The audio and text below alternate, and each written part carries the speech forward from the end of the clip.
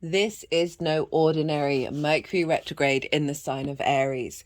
It is with the North Node and Chiron, so it's linked into the eclipse cycle. So there's bigger fated energy that's linked into longer term cycles. We're bringing up a lot of old wounds. Chiron is the master healer, master teacher, having gone through its own difficulties.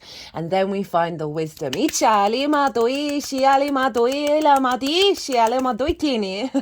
My name's Chloe. I work with card divination, astrology, and as you just heard, I channel energies through my body from multidimensional spaces, both physical movements as well as the vocal side of it, for all forms of light language. And all of this is working together with these energies for us to heal, attune, and bring in activation codes. Whether you're consciously aware of what's going on or not, this is all in alignment with source and your higher self. For those of you who know your time of birth, I really recommend you check out the sign that falls in your first house first. This is your ascendant. This is your rising sign where your ascendant is. And this, all the signs I will be reading for the ascendant, right? For the rising sign. And so the astrology will link in closest to this. However, this does not invalidate you looking at any other part of your chart, perhaps where your Mercury is. Your Mercury in your natal chart will be always activated by Mercury transits. So the themes of that house are going to play a role in this retrograde. So whatever sign you're looking at, go look to where it falls in your natal chart, look to the house that it's in and the themes of that house. You want to apply those themes as well as all the meaning you've got going on in that sign to the messages that come through. It will be as if that sign has now moved to the first house. So the astrology for the rising sign will still link in. You just got to add on a little bit of natal chart meaning on top of it. Right. I'm going to keep this short and I'm going to be reading for Taurus. Taurus rising. How are we doing, Taurus? So I cut the deck and I got the Four of Swords just a couple of times just before hitting record again. I got the Four of Swords and the Page of Pentacles. And that feels like a really relevant message for Taurus, because this retrograde is happening next door to you. It's happening behind the scenes. For those of you who didn't catch the introduction, I channel multidimensional energies through my body. I've been the physical movements I've been doing for a couple of years now, and I've recently had a vocal light language activation. I am still integrating this 3D vessel.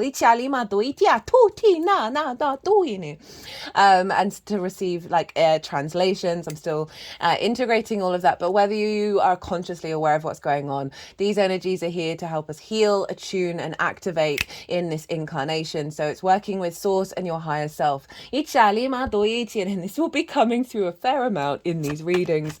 I'm going to be pulling some tarot for this Mercury retrograde. I'm going to be touching briefly on the astrology in regards to the Taurus area. But the main, I break down the main themes of a retrograde of Mercury in Aries and that retrograde in the collective reading. I'm not going to be breaking that down in these readings. So go check that out. I did a collective tarot reading as well as read these oracle cards, which I always pull before doing a transit. And there were some incredibly powerful messages that came through.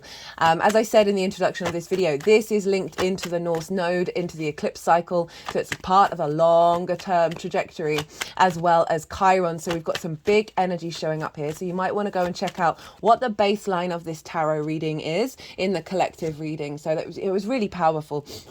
And so yeah, that's all in there. Right, Taurus, regardless, as I said, regardless of where. Oh, it's a fair amount of cards. Okay, let's do this. There's the Page of Pentacles. This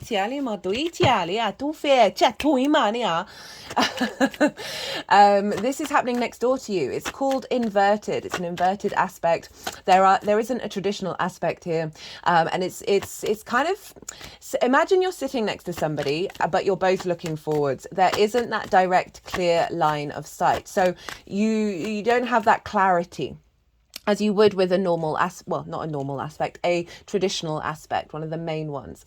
However, all your senses, all the other senses are really heightened. You can tell when someone's sitting next to you. You can feel it on many different levels. And so this is what's going on when we've got transits next door.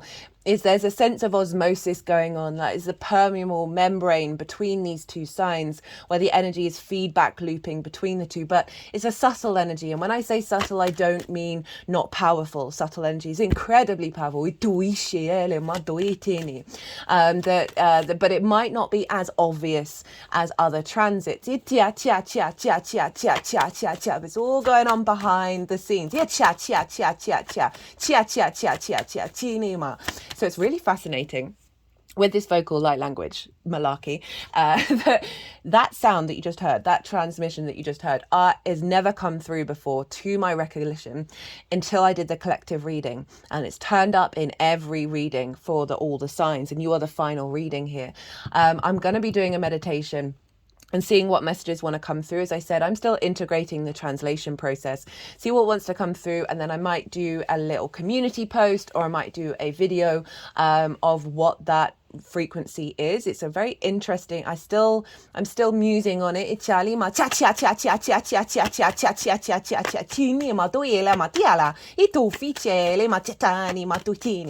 obviously it's linked into Mercury in the sign of Aries with the retrograde. Does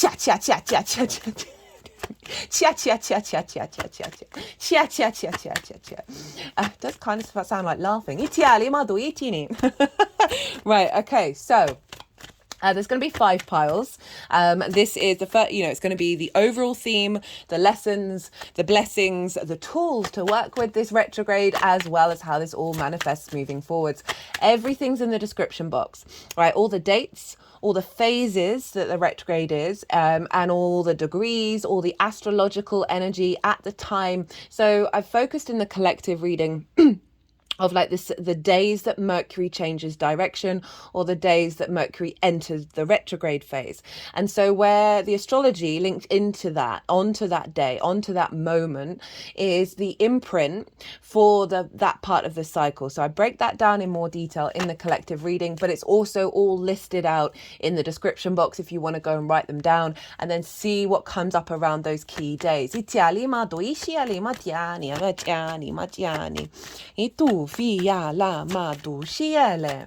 So, Taurus rising, where is this happening? This is happening in your 12th house, your hidden house, your house of mysteries, the unconscious spaces. Now, it's a difficult house. Can't lie about that one. That it's a house where the sort of, as I said, the unconscious spaces, and we have a lot of trauma responses and limiting beliefs. They're sort of shaking my head right now. To one side. Yeah, it does make me laugh. That there can be grief, anxiety, depression, loss, a sense of isolation with the 12th house, with 12th house transits. And you've got quite a lot going on in your 12th house, Taurus risings. And so this is stuff going on behind the scenes, and it can bring a heaviness, right? Because you're going inward, you might feel a bit sort of restricted, you might be feeling these heavy energies while wounds come up around in the 12th house, because you've got the sun there at the moment, and so that is fantastic, because the sun is always shining a light in the darkness, in those unconscious spaces. So you're getting more vision and clarity about this house, right? It can feel underneath all of that, underneath all of those trauma responses and limiting beliefs and those programmings that we have.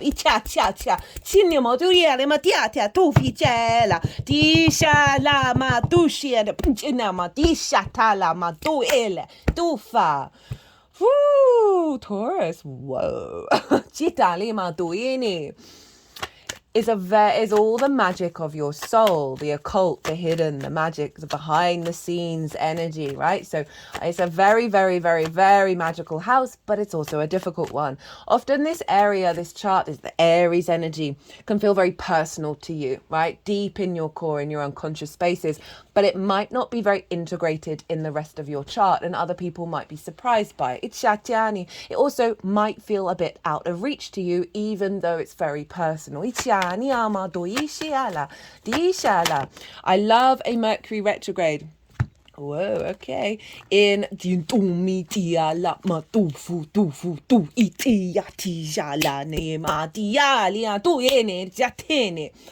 Ooh, getting some strong vibes about releasing old patterns. I was about to talk about that. So I remember the Virgo retrograde being quite powerful for a lot of Libra risings because it's essentially recalibrating different pathways that are helping you get out of that which binds us, right? Those unconscious desires, the id energy, right? What we've learned from our parental figures, the distorted love languages that have basically our birth chart gets recreated in this current incarnation, but that birth chart comes from our past life energy.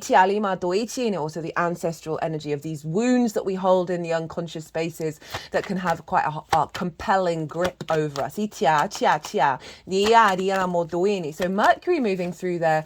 Mercury, the key word for me is flow, right? Mercury was the messenger of the gods, able to go from the land of the gods, the land of the mortals, to the land of the dead. They're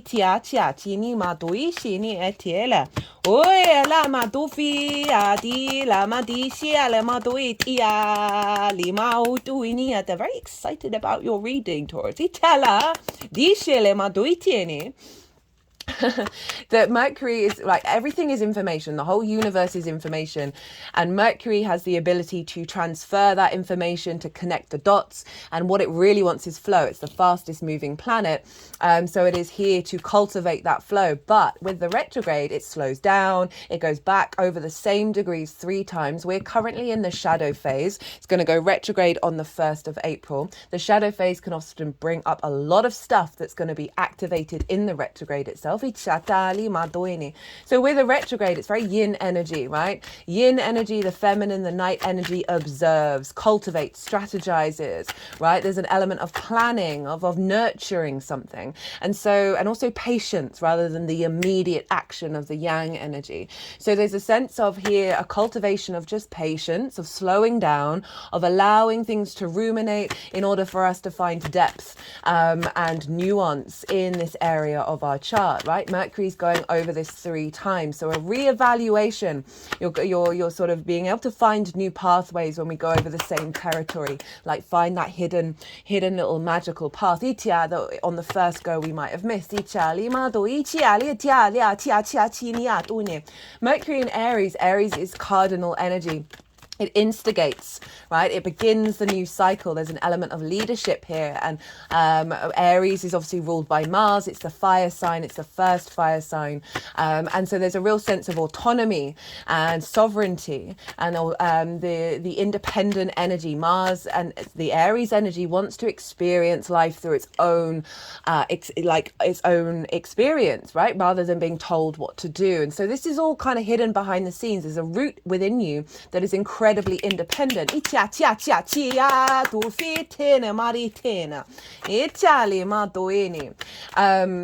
Aries is also, very much the sort of, excuse me, I just want to pause and have to drink a little bit of water for a second.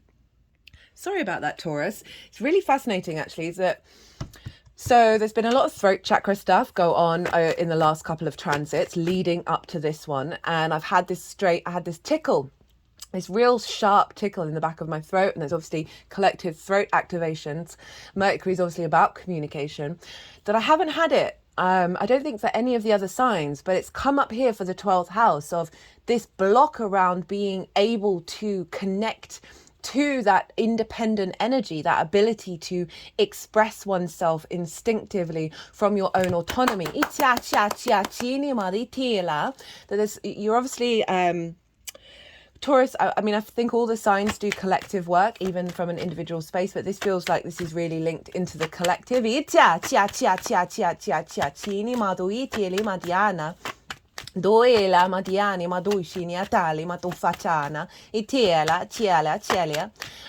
So Mercury, as I said, going back 3 times. Eclipse is going to happen 7 days after the retrograde, so we've got big fated energy that this is all connected to.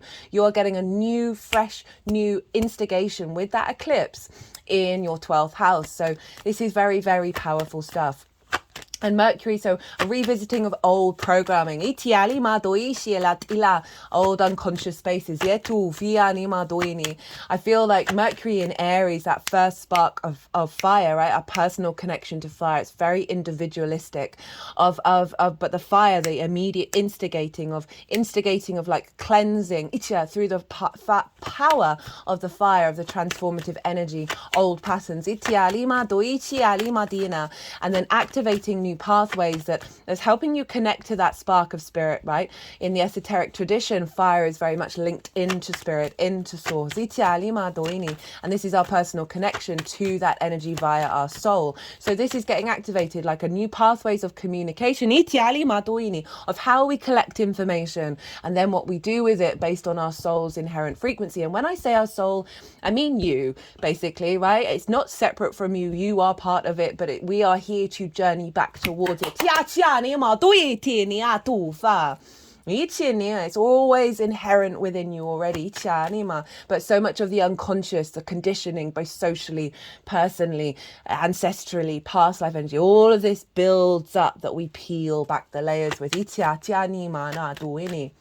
Now, the North Node is there.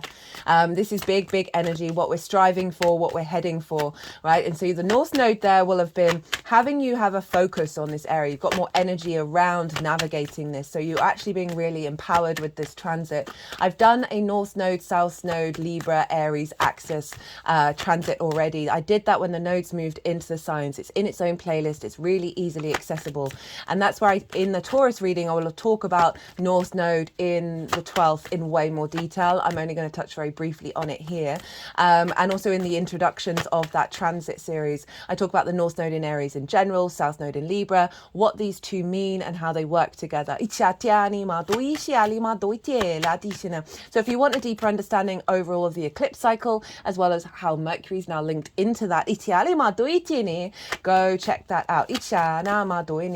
Essentially, the North Node exaggerates, right? Makes things big. And we've got more energy here, but it's where we're headed, right? So it's not about the immediate, it's about working with the immediate energy in regards to the longer term trajectory. Chiron is there as well, and these are both playing very pivotal roles. The eclipse that's going to happen in that sign, the sun, the moon and Chiron all exact by the minute. So very powerful stuff. I cannot wait to do that reading. Chiron, the wounded healer, the master teacher, suffered abandonment by its parents, received a wound by a friend which never healed, but taught all the heroes, all the kings. Yes, very patriarchal. We're dealing with ancient Greece here.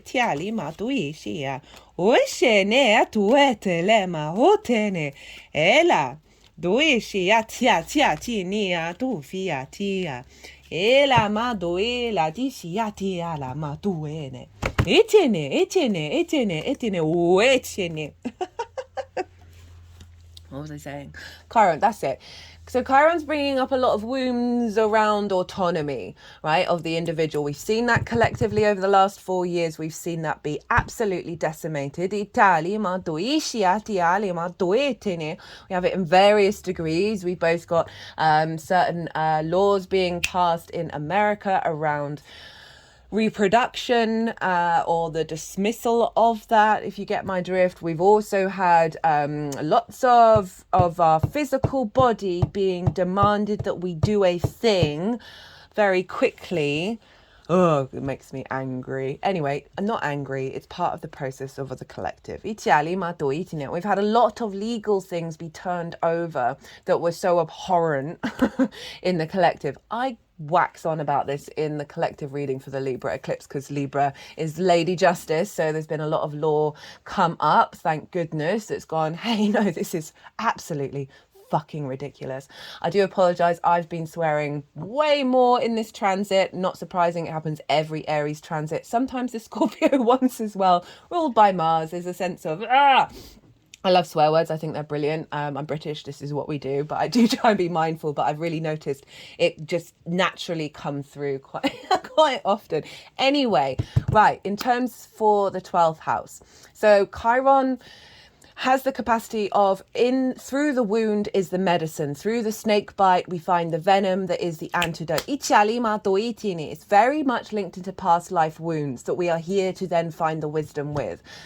Mercury Chiron in the North Node. This is activating and potentially going to make some big, heavy energy that may be a bit uncomfortable, especially in the 12th house. I say that mindfully in order for you to then take a step back if you're feeling it. You can still feel it, but have that objective space of like, oh, this is part of the transit, and just have a little eye open for where's the wisdom. So it's going to bring a lot of things to the surface in order to recalibrate. And then we're going to find the wisdom, because the North Node is exaggerating that, because that's what we're here to do. So again, like a recalibration of those unconscious spaces, which will then inherently lead to more space for your soul's magic to come out.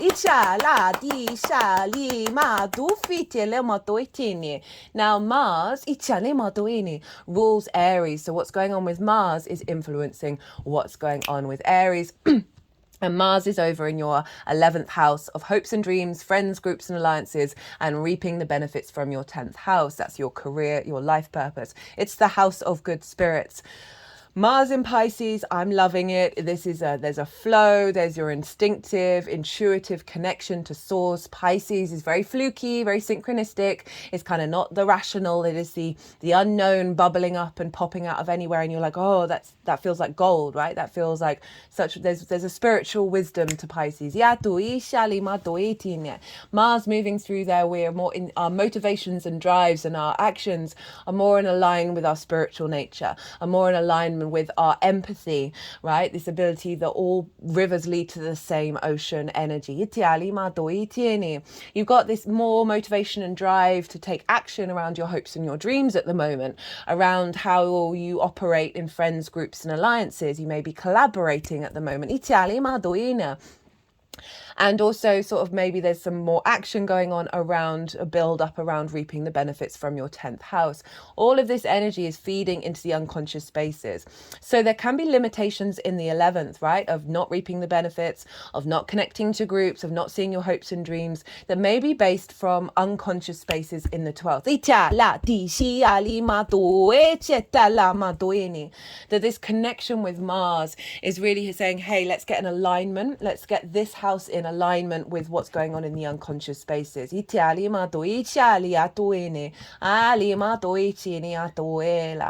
this also can be an activation of how your actions are seen by friends, groups and alliances that are more akin to the magic of your soul. Any grief you may have felt around disconnection with groups and all of that, that's in the unconscious. Mars is saying, hey, I'm protecting you, I'm defending you, I'm creating space for you to feel at peace. And that is influencing Mercury's recalibration over in the 12th.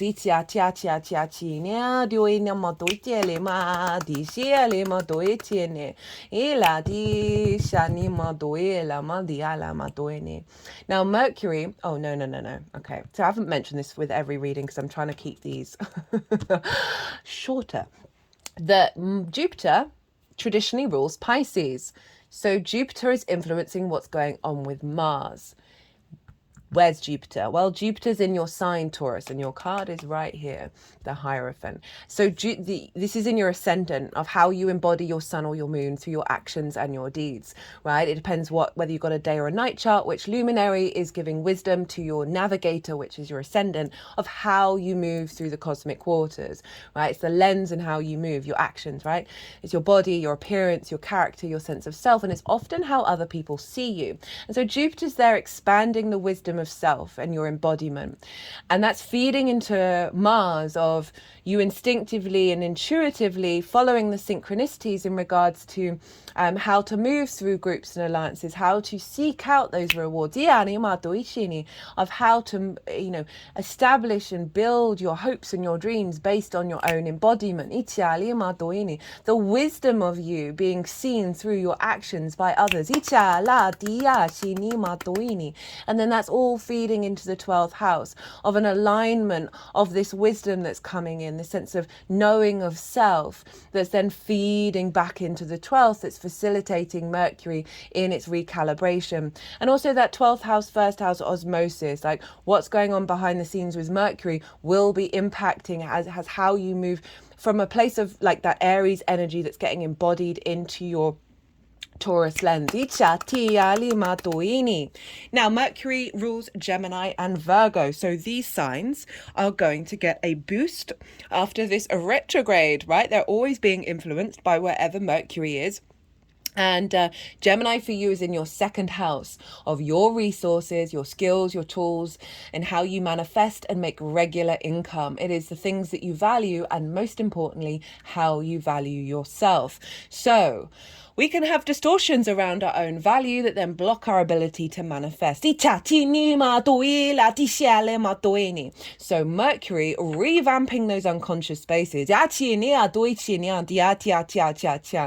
then going to be influencing a deeper knowing of your own value, which could then draw in more resources, more income, or certainly be able to activate those skills in order to manifest further and, you know, get rid of distorted value systems, right? We can value things based on, you know, love languages that we learn, trauma, neglect, and all of that, right? So Mercury is really helping clear the path with that one. And you have Virgo in your fifth house of your creation energy. Everything I'm going to say following this comes from this crucible of creation that you have within you. This is the house of joy. This is your pleasure principle. Doesn't just have to be about romance with another person. This is about every moment of every day and finding the pleasure and the joy within it. This is amusement, games, play, children, both literal children, your inner child, and creative things you birth into the world that feel like children. This is also linked into romance and dating, right? So Mercury over in the 12th house of those unconscious love languages that we may have picked up that we then recreate, and we're like, why is dating not working? Why do I have this weird relationship with pleasure? And why do I struggle with joy? How come I'm not necessarily accessing my creative energy in a child work, right? Mercury with its journey in the 12th, and I love a Mercury retrograde in the 12th. I think it's so liberating that this is then feeding the healing that's happening here with that Chiron and that North Node, so powerful. It's feeding into the Virgo area of your chart to give you more space, to give you more surrender, to let go of the reins a little bit and observe this new magical reality as it unfolds. Now, look to where your Mercury falls in your natal chart. Look to the house that it's in and the themes of that house. Those themes are likely to crop up with this retrograde because your Mercury, wherever it is getting activated. And therefore that house and the sign is getting activated. So you might want to work with those themes with the retrograde, or at least be in observation when they show up and say, oh, those, connect the dots, be able to zoom back, get a bit more objective. Say you've got Mercury in the 7th house of like intimate relationships, and they start kicking off, bringing up unconscious wounds around your trauma, your anxiety and depression, bring them to the surface, and you're like, oh my God, this is forever. It's not forever. It's doing it in order to heal it. So that gives you a bit of perspective. Right. That is everything that I wanted to say. I'm going to go consciously quiet, soften my mind. The energies that I work with, they are going to move through me. They are going to move the cards around, they're going to do some energetic work, and then they'll move them into the five piles. So this is when I sort of shut off my conscious mind so heavily, and that's when I'll bring the tarot into the astrology. I call you to soften your mind as well. Let all that information settle. Don't try and overthink it, and then see what intuitive hits come up for you, or while we do this little bit of channeling. Yali madui hatiala madutu ichiala dishia madushia yala itu tu itiali ma ushia yala dia ut shialia tu fitiana matu tu ishia Ishitini ama do shit dia, dia, dia, dia, dia, dia.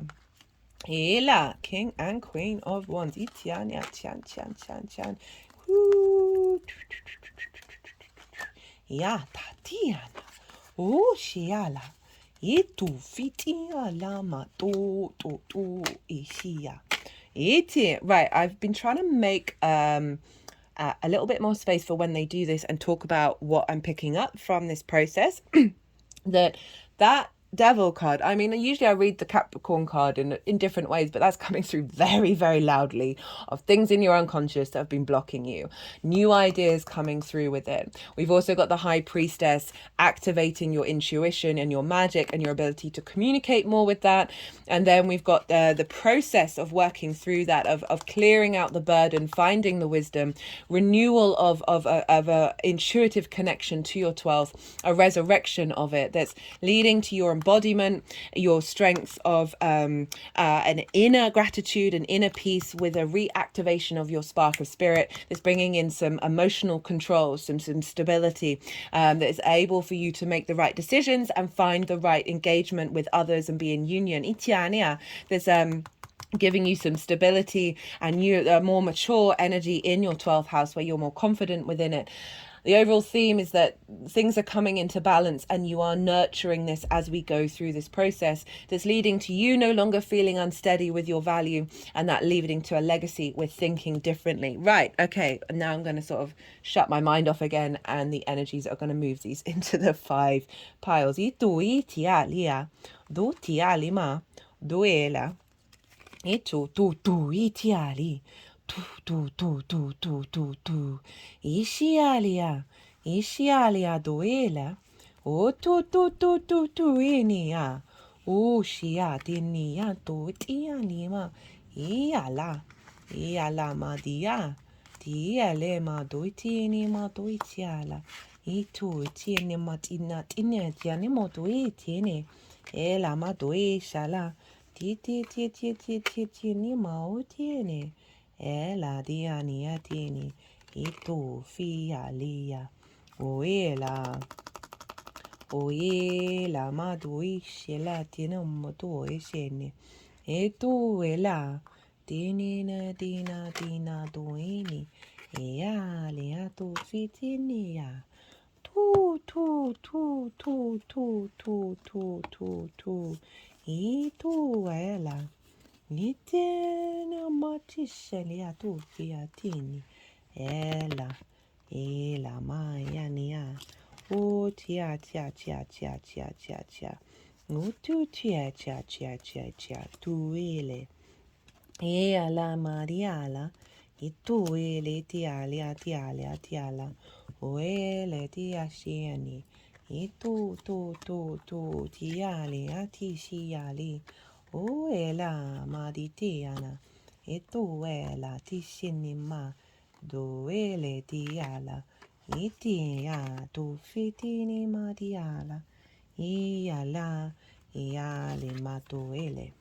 Ela tu fitale maditiana.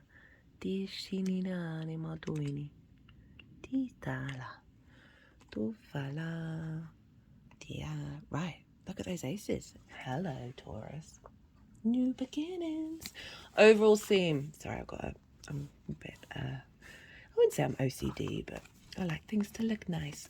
Got the 10 of Wands, overall theme. 7 of Wands in reverse, Judgment. 10 of Pentacles, 9 of Cups, Knight of Cups, Ace of Wands. Love this for the 12th.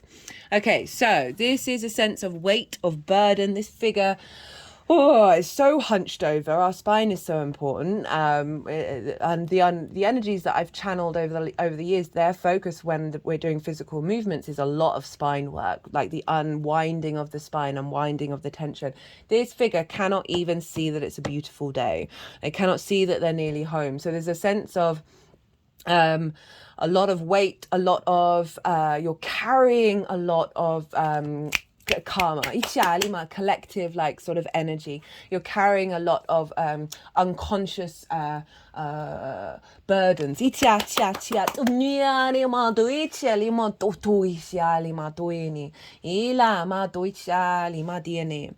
And the Seven of Wands in reverse is saying the journey with this, the overall theme is the shifting of perspective around these burdens, a transformative energy around that. Seven of Wands this figure is something of value. They're on a cliff representing the higher ground, but they're very unsteady, right? They're in sort of competition mode. They're in scarcity mindset. They're in fear mindset.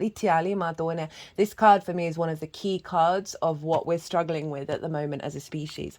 In reverse is a knowing of your own value rather than constantly feeling like you're fighting off all the demons in your mind to stop you from knowing your own value, right? All the experience that may have happened, the imprints in the unconscious that have caused you to be in a space of sorry, I always, when they're doing that, I have to just shut off and my talking brain goes, you're funny.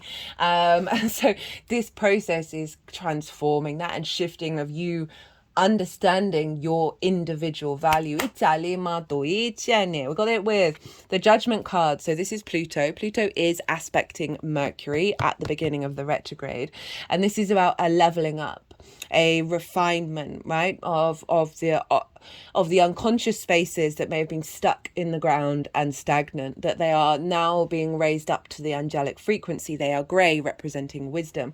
So there's a sense of ascension that's happening in your unconscious spaces where you're finding more wisdom, you're finding more perspective over these things, and by doing so, that's transforming the venom into the medicine.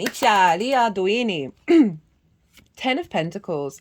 This is saying what's this transit is bringing about stability and legacy in the earthly plane because of what's going on in your unconscious spaces, right? The embodiment, your embodiment will be more linked into your legacy. Because this is a city. Cities take a long time to manifest, right? We've got the nuclear family in kind of very plain clothing, and then the elder with the esoteric symbols. This marks the blending of the physical and the metaphysical, the spiritual and the mundane, and that when we blend and we bring these together and work with both of these things, we are creating our legacy. So this feels like this is the act, real in strengthening this commitment to the activation of the magic of your soul. That is going to be through osmosis pouring into the way that you embody yourself. And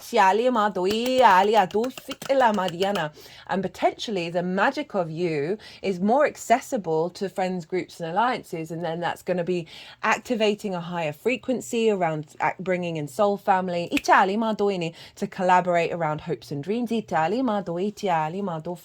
overall a stronger confidence within yourself of your legacy energy that's then drawing towards you the benefits from your 10th.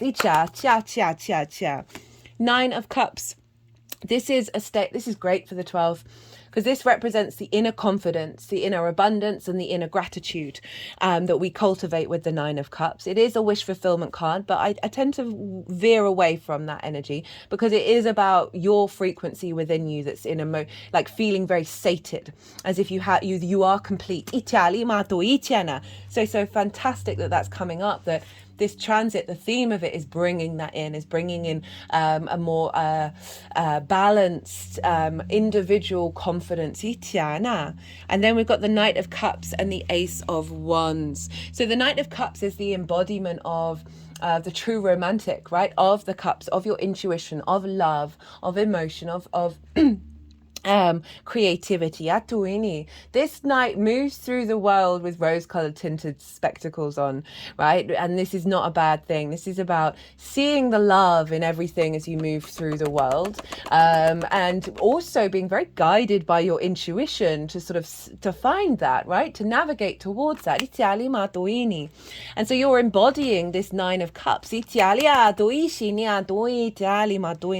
that's so beautiful for a 12th house, which can be difficult. So it's really accessing that. And then, you know, if we think about that Pisces energy, which is water, where Mars is, right? So this is really your intuition of now your motivation and drive to take action that is activating those hopes and dreams. With the support of the magic, because we've got the Ace of Wands, a renewal of your connection to your 12th house, some vitality, some vigor, some passion, some very transformative energy, very inspirational. So you've got this fresh energy showing up of your connection to your soul in that 12th house, a real invigoration. Now, what is the lesson? The lesson is that Devil card, which powerful energy, the Hierophant. So this is you, Taurus, that Page of Pentacles that I saw before, and the Ace of Cups. We've got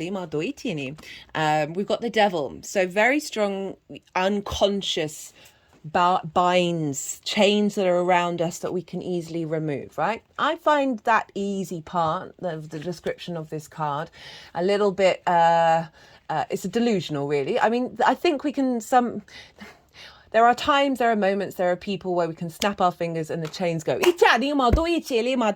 perhaps having Aries in the 12th means you have the capacity to work with your unconscious spaces and instigate new cycles very quickly. However, I find integration is the name of the game, right? A slow, undulating journey. That's one of the reasons why I love the 12-step program. I think it does wonderful work, but I think it's limited in when you fall off the wagon, you then go back to zero, because that's denying all of the work that you've done before. And I just don't think it's very healthy. So the Devil card showing up in the 12th, not surprising. All of those unconscious responses, right? That may be to do with your experiences, also ancestors and past life stuff, of big wounds, big wounds here that have limited you, have blocked you and limited you in the 3D. The chains are falling away. Because this is the lesson that we are working through this. It's really interesting to me that the Hierophant wanted to go there. So this is your card, Taurus. This is about commitment. This is about, there's an element of tradition here, but I have another deck where this card is the Guru card, right? It's the Pope in this. So there's a sense of authority. There's a sense of, as I said, that commitment energy. But you see the hand here. They're making the gesture, 2 fingers up, 2 fingers down. It's the benediction.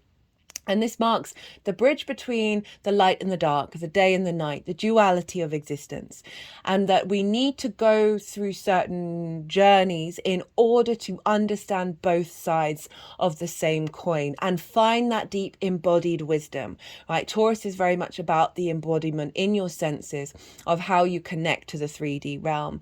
This figure is also being listened to, and they found the keys and they are sharing the keys. So this could very much link into that Mars in Pisces with friends, groups and alliances, that the journey that you're going to go on with this transit, that energy is going to be accessible to others in any modality, right? The energy of the healer gets translated into all modalities. And we are all healers. So there's a real sense, and also we bring in the first house of your embodiment, that the lesson here is to understand that you are navigating this, that you will find wisdom. And so interestingly, I thought we had the 10 of Swords show up. Anyway, the 10 of Swords has the same gesture, as does the 6 of Pentacles, which is here, which is a sense of, as I said, you've got to go through the difficulties to come out the other side and find the wisdom within it. So I'm saying this is the lesson of, like, bear that in mind. I know that might be quite an element of spiritual bypassing, but it is fundamental to our species in this current framework.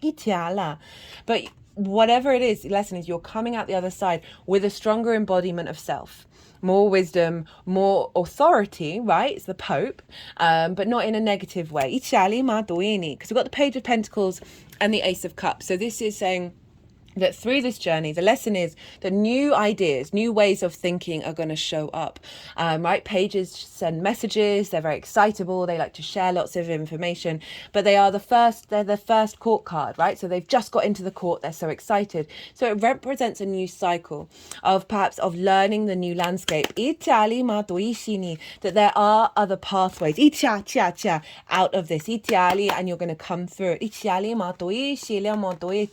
That then are going to manifest in the 3D realm. So these new pathways that are connecting you back to your soul and your magic, you are then going to be able to bring these into being in the 3D, and it may bring new opportunities because you've come to a space of alignment with that Hierophant card that is then creating more space, which will mean more connections, more opportunities come up. And it's crowned by the Ace of Cups, which is wonderful. This, you see here, the Dove of Peace. So it's bringing in peace, this lesson.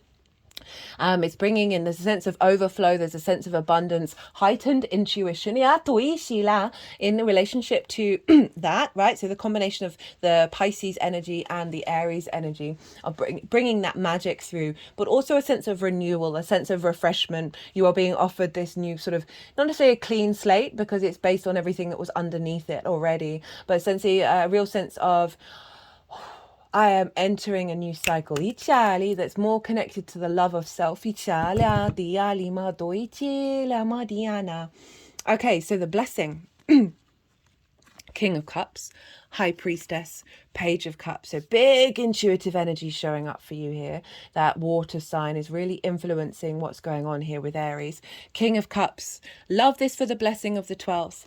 King of Cups is very much about emotional control. It's not about denying emotions, but having the sense of maturity around them, a sense of sovereignty over them. So you then co-collaborate rather than be dominated.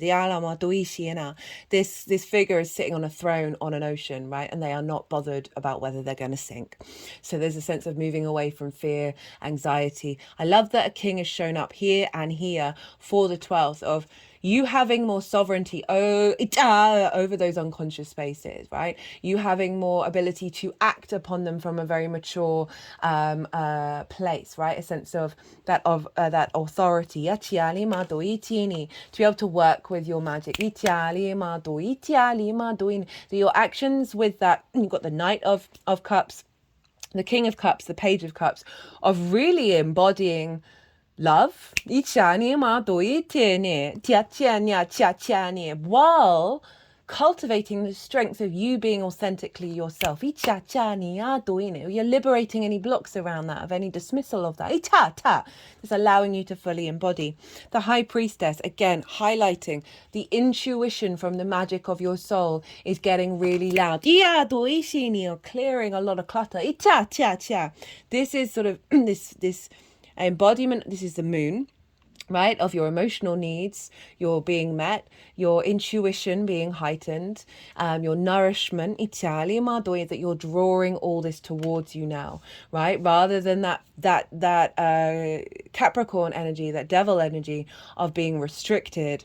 The High Priestess knows she has the quantum field at her not at her disposal, but she can work with it, and that is everything and all the possibilities rather than the restrictions. And we've got the Page of Cups, and so this is your ability to communicate the magic of your soul. It's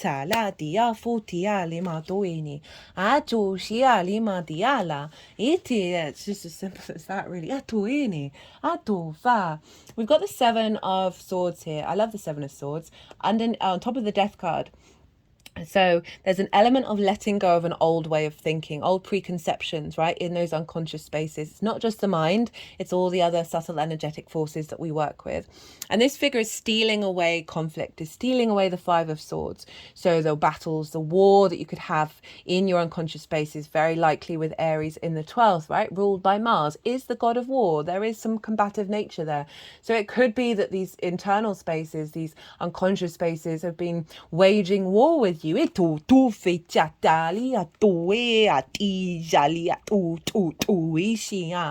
This figure is stealing away the Five of Swords, which is conflict, which is about bullies and victim mentality. It is about domination and subjugation. It is about winning the Three of Swords. Now, this figure is stealing that away. There's the sun. There's the color of the sun. It's a very positive card that you're releasing the old conflict and you're bringing in a new sense of peace, a new way, a different way of doing something in your unconscious spaces. So the tools are the Lovers, the Six of Pentacles. You see here, this figure is making the same gesture as the Hierophant, and the Queen of Wands. So these are the tools to work with this. Now, the Lovers is about integration, the masculine, feminine, and spirit, in order to make decisions that serve you, like, in the long term. So what I'm feeling with this is there's a sense of unity, right, of connection that's going on, that be an observation of. See where you can see the Lovers showing up during this transit for you, where there's a sense of getting to know one another. These sort of these parts in your unconscious spaces where you're co-creating with them. Spend time thinking about union. This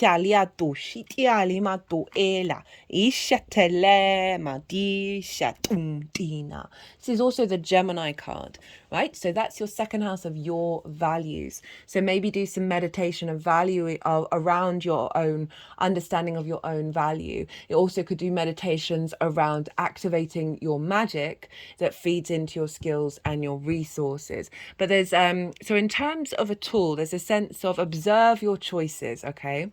Right, so a lot of unconscious things, the only way we can figure out where they come from is by being in a state of observation. So observe the choices that you make.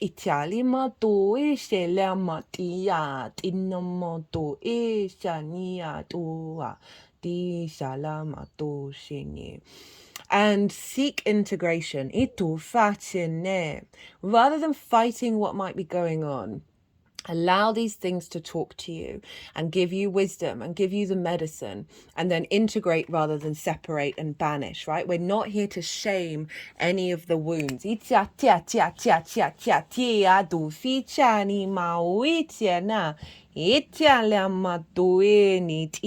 Contemplate why you might have distortions in the second house of how you value yourself or how you connect to your tools, right? And see what comes up, right? See what path it takes you down.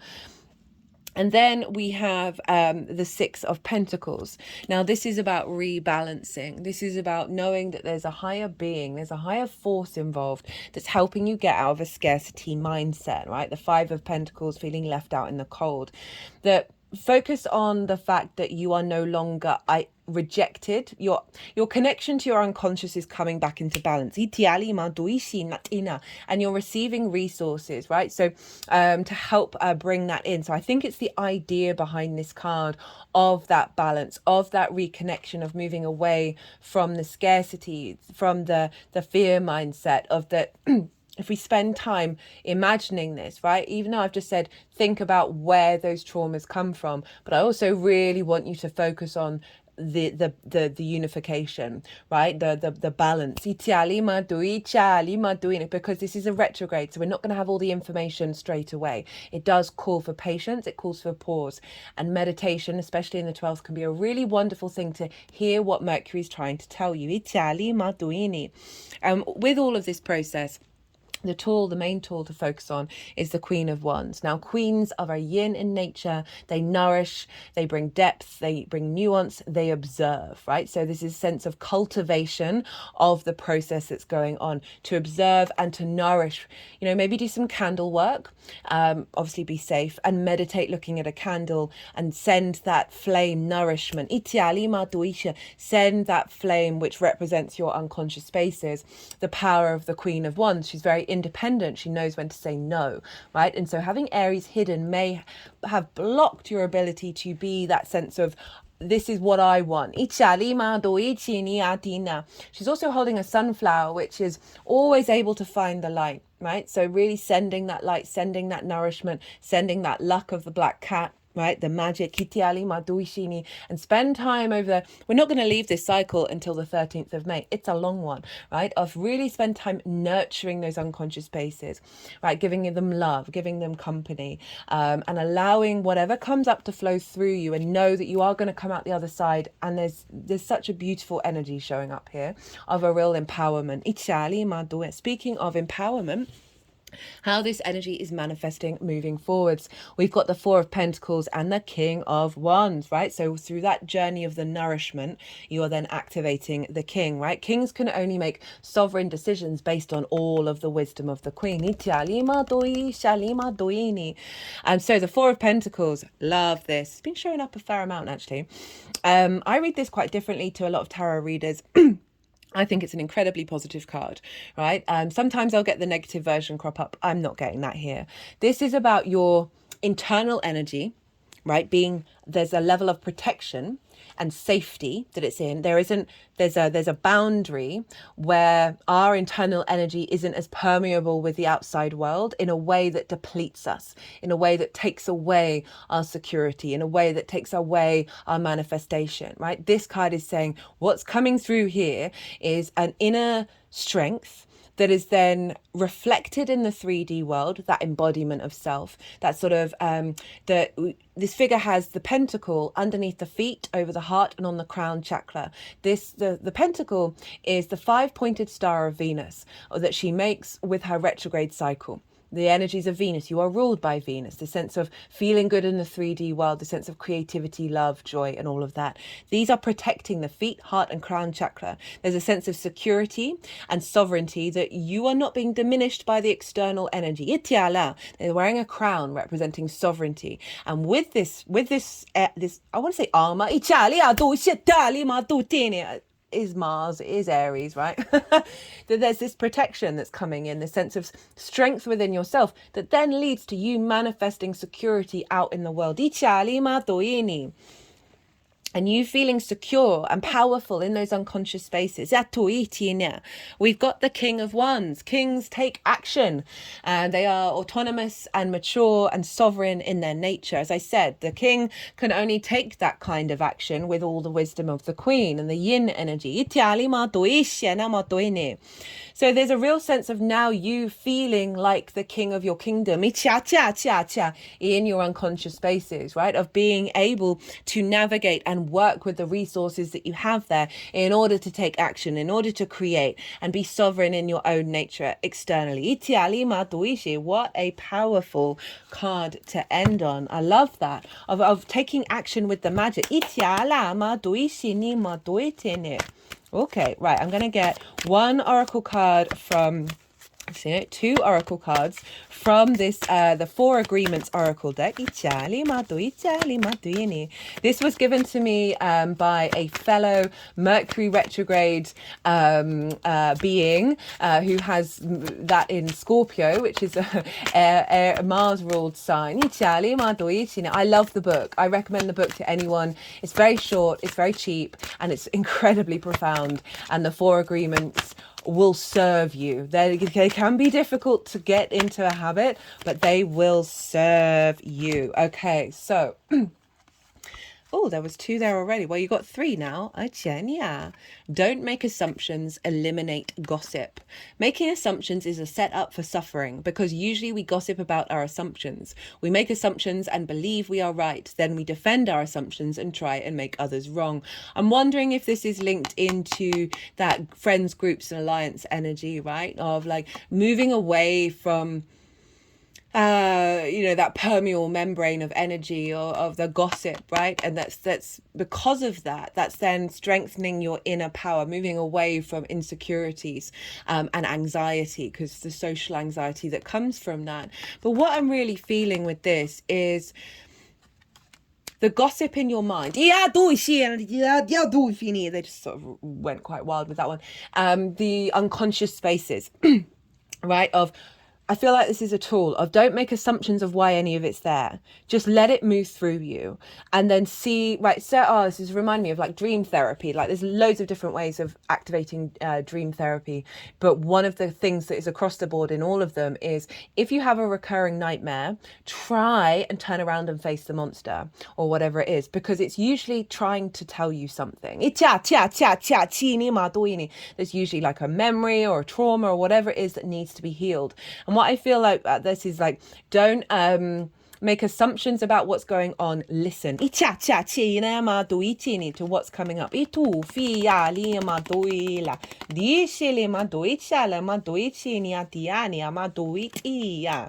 Then we've got be impeccable with your word. Express your love.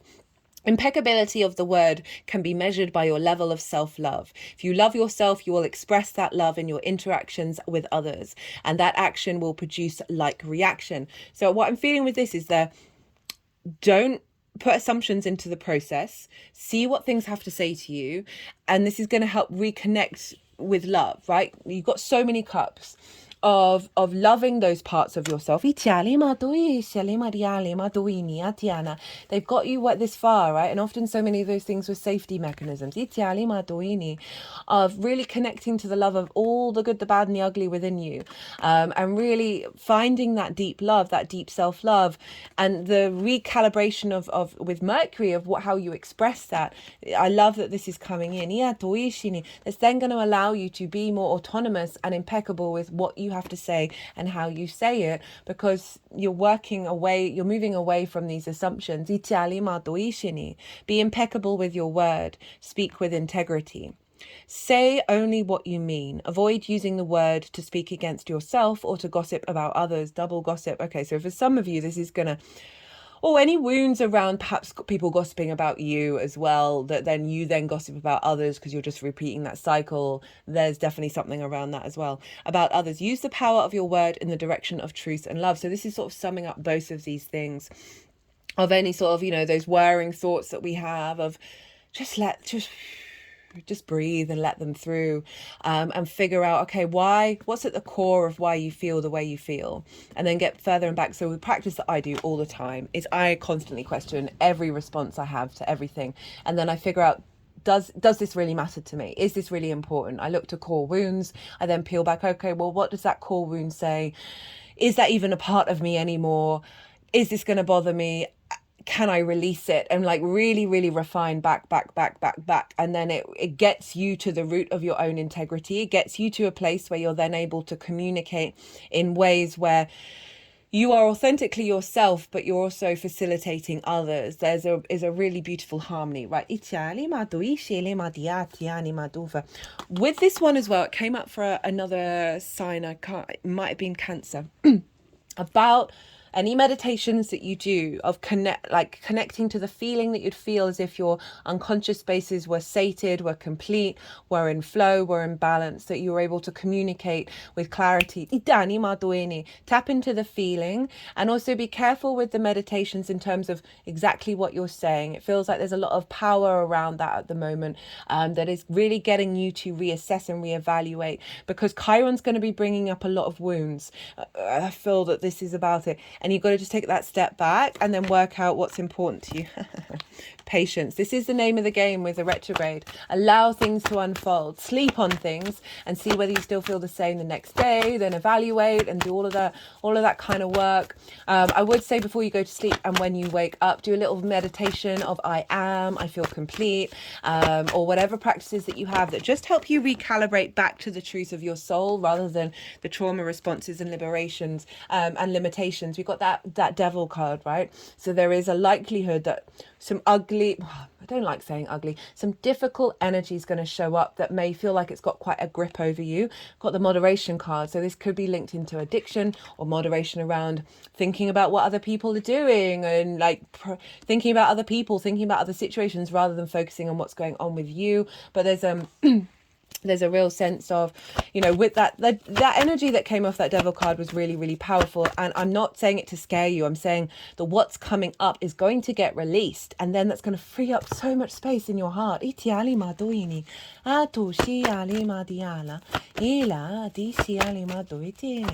We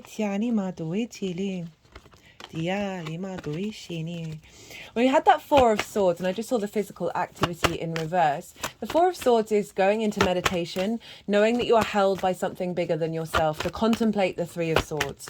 And the Ace of Swords is underneath. I'm going to find it. Because that felt like that was a very important understanding of what is going on with this transit. Where are you? Tiene.